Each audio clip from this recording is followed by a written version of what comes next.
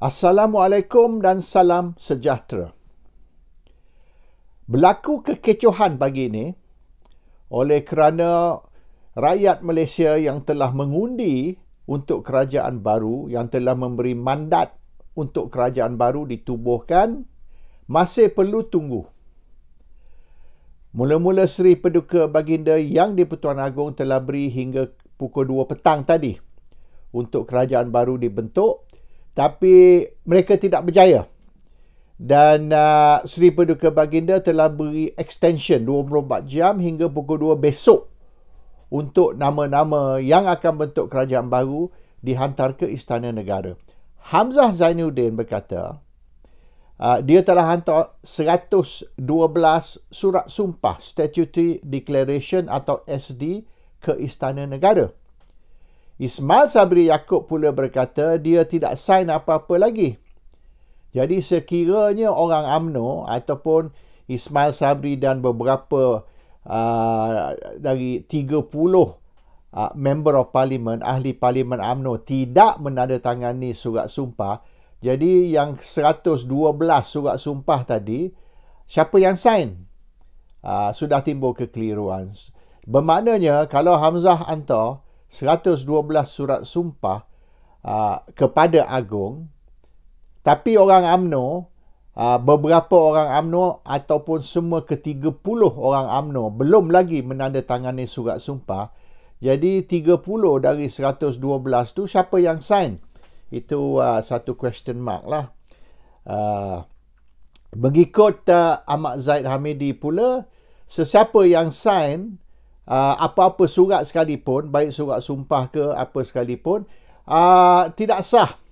Sebab keputusan akan dibuat oleh parti dan bukan oleh individu-individu. Kalau mengikut perlembagaan, sepatutnya ahli parlimen yang buat keputusan, bermaknanya 30 ahli parlimen barisan kena membuat keputusan dan bukan parti membuat keputusan bagi pihak ahli parlimen.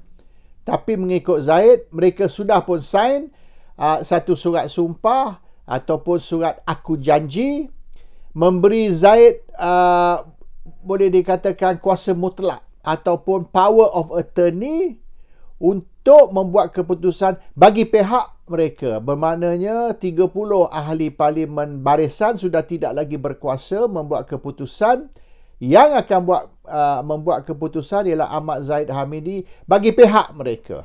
Dan ini mungkin tidak ikut perlembagaan ataupun aku janji ni atau surat sumpah ni melanggar peraturan atau undang-undang, tapi itu mungkin satu isu yang perlu diselesaikan di mahkamah.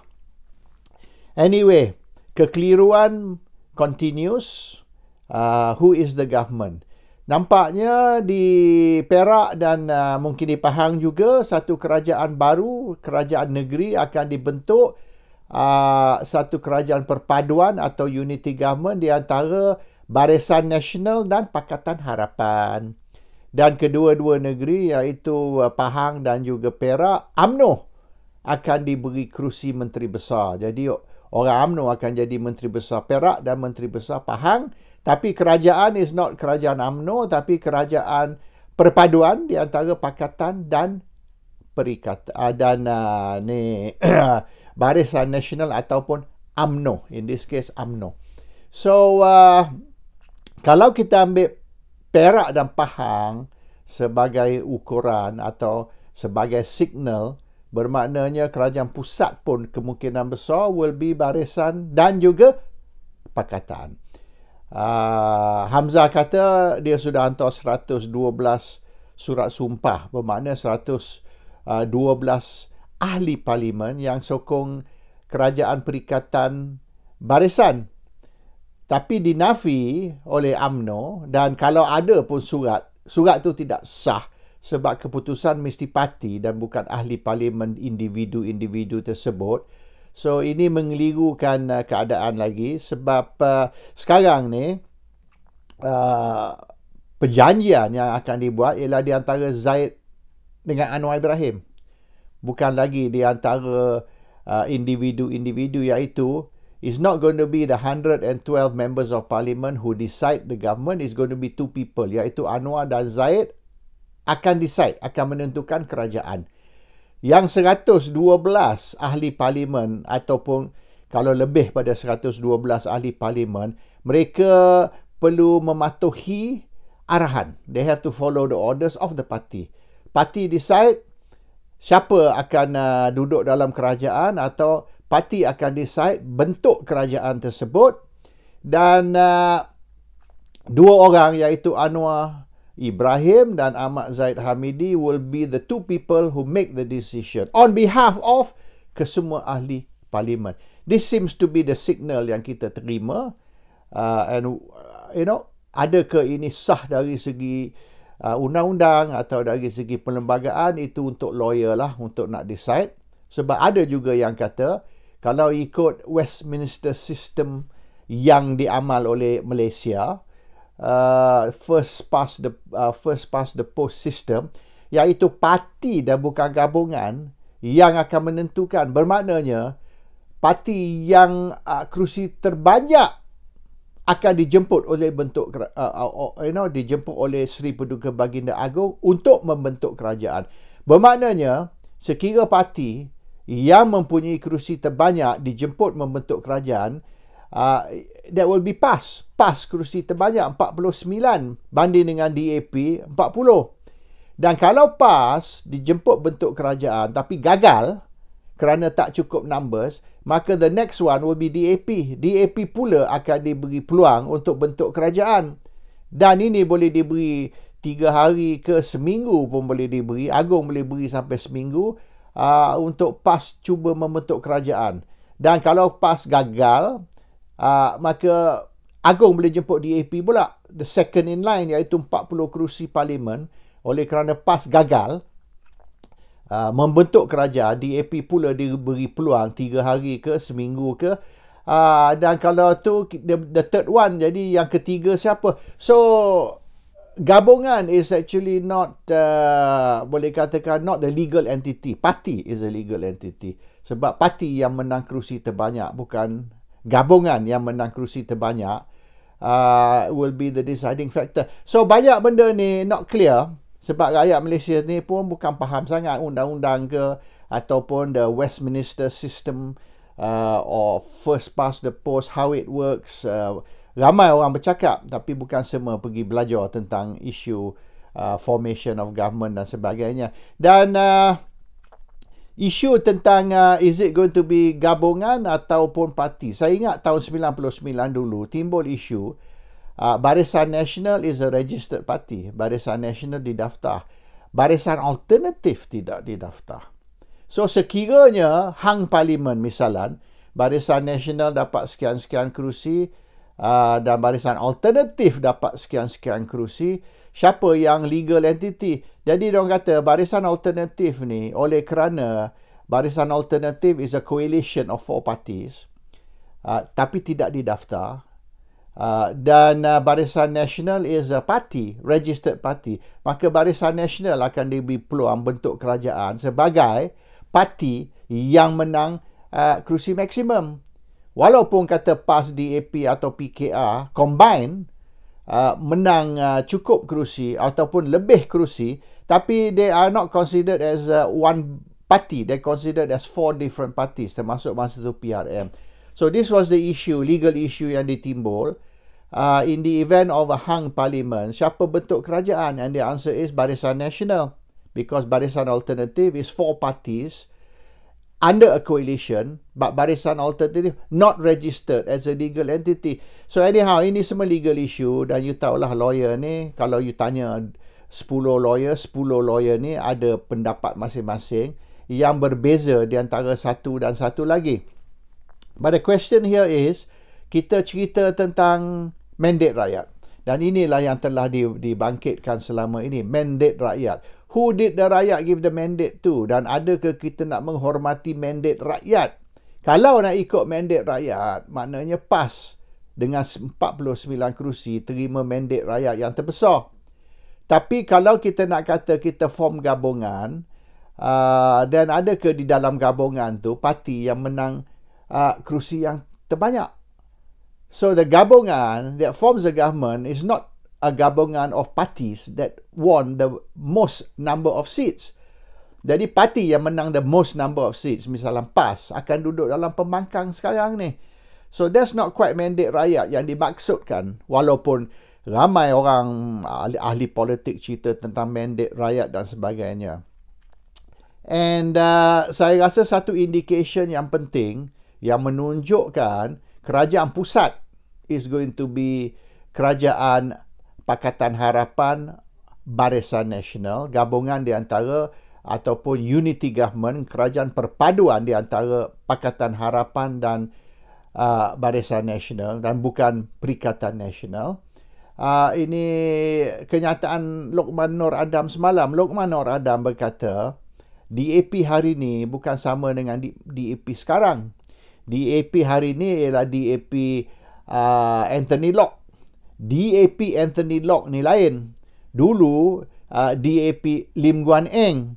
So the DAP of Anthony Locke is different from the DAP of Lim Guan Eng dulu. Bermaknanya kita sekarang boleh terima DAP. Kita means UMNO lah. UMNO sekarang boleh terima DAP oleh kerana this DAP is different. Ini samalah hujah yang diguna untuk diguna untuk PAS.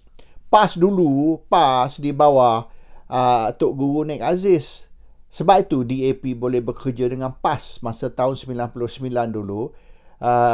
DAP bersama PAS di dalam gabungan Barisan Alternatif.